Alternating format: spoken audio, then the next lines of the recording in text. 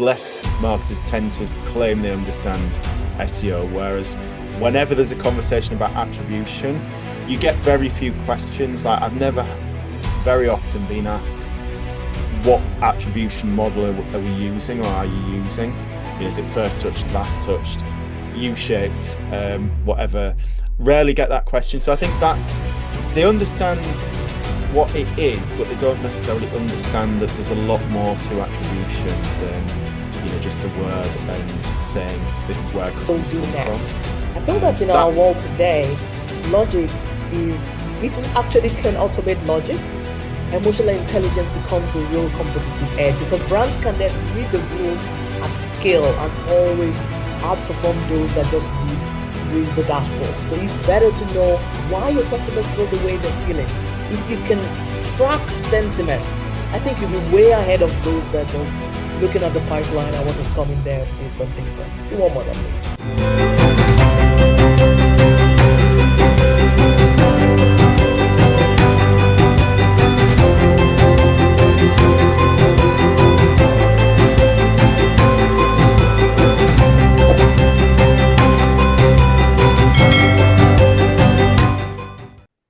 Hi everyone, we're coming with a special edition now, which is going to be 12 questions answered on a quickfire basis to commemorate the 12 days of Christmas. So we'll start with Adebola, and I'm going to ask Adebola her first question, which is, what's the smartest marketing investment a company can make in 2026 that no one is talking about?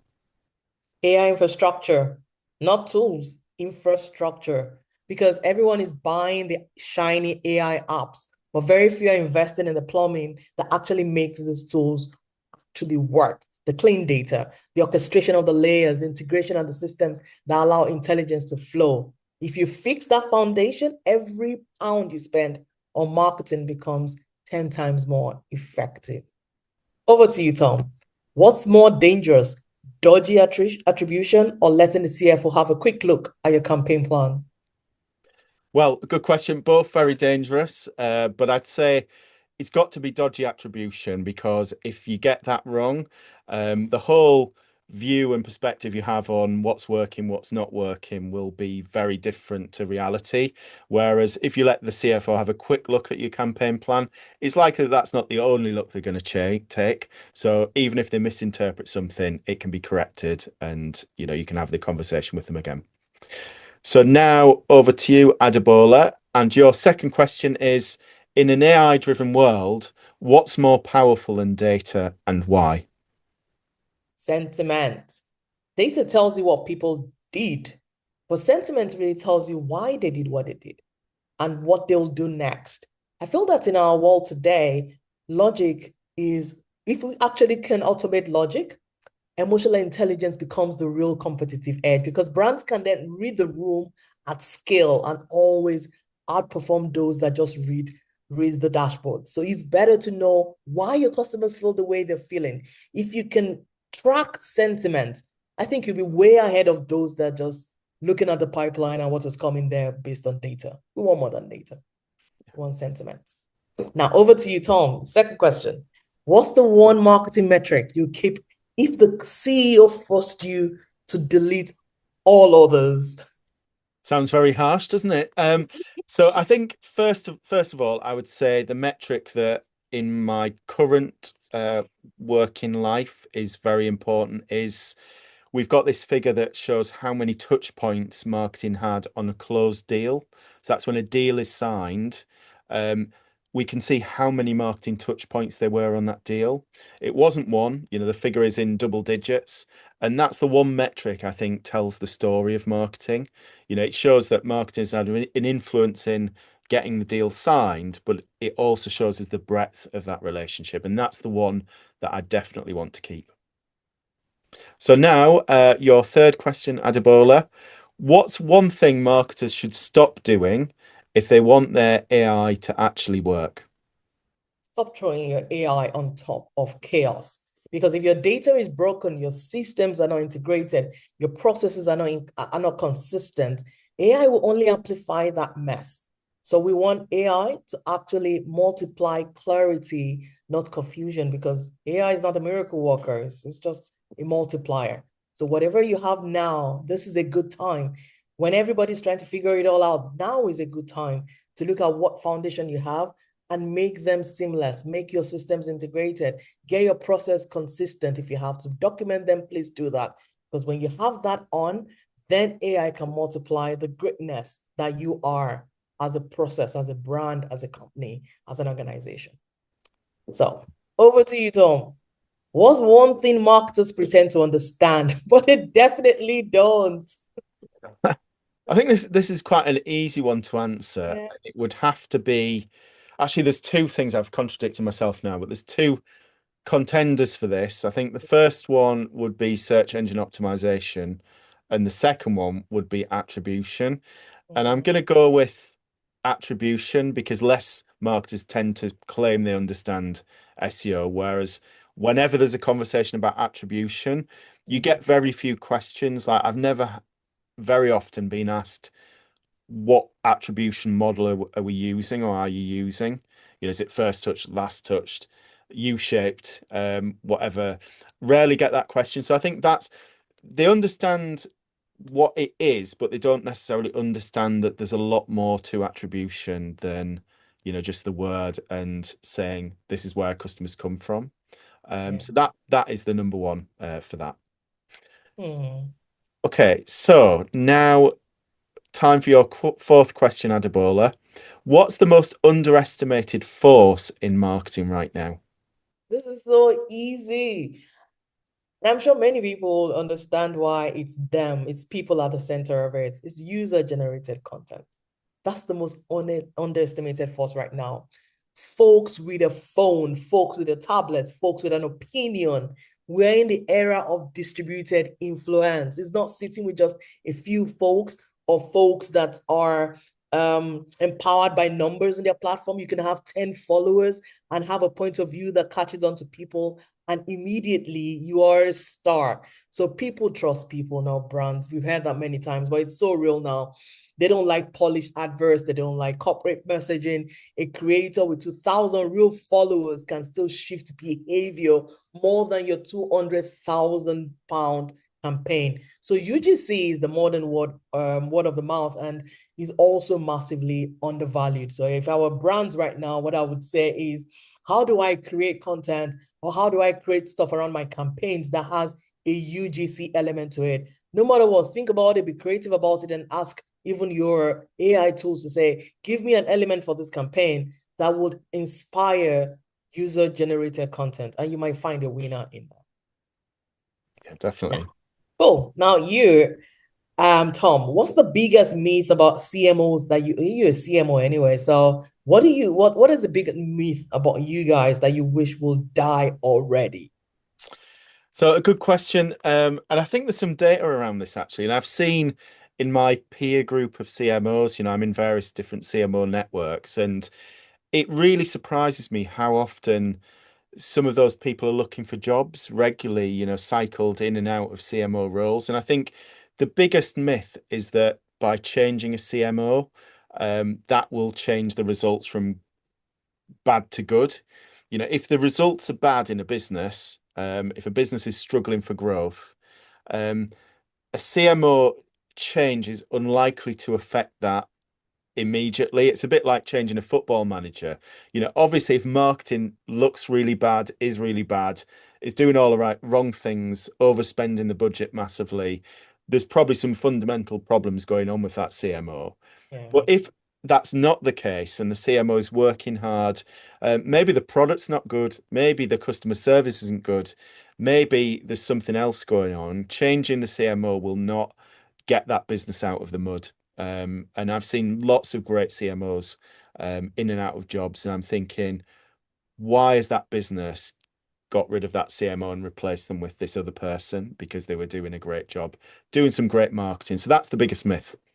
Mm.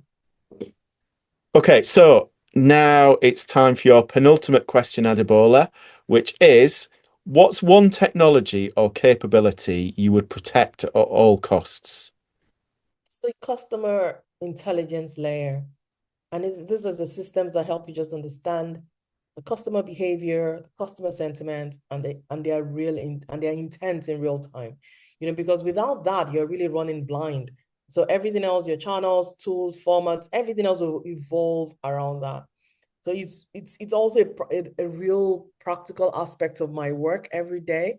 And it kind of makes me a bit sad, when I go into meetings about technology and customers just downplay the part that has to do with customer intelligence. They just feel like I just want to make a show. It's like going for a dance, and coming up with this very big event. And then you have the dancers and you have the guys coming from the pole at the top, and you have this lovely, all the lights and everything. And nobody ever asks on the way out, those that seen the show, what they thought of the show. That's what it is.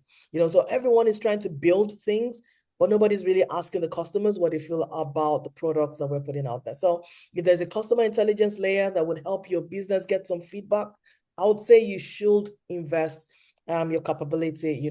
That's something you should protect at all costs. We're not removing this from anything we're doing. We're keeping it in there because we want to know what the customers are saying and doing real time. Yeah. 1,000,000%. Yeah, 1,000,000%.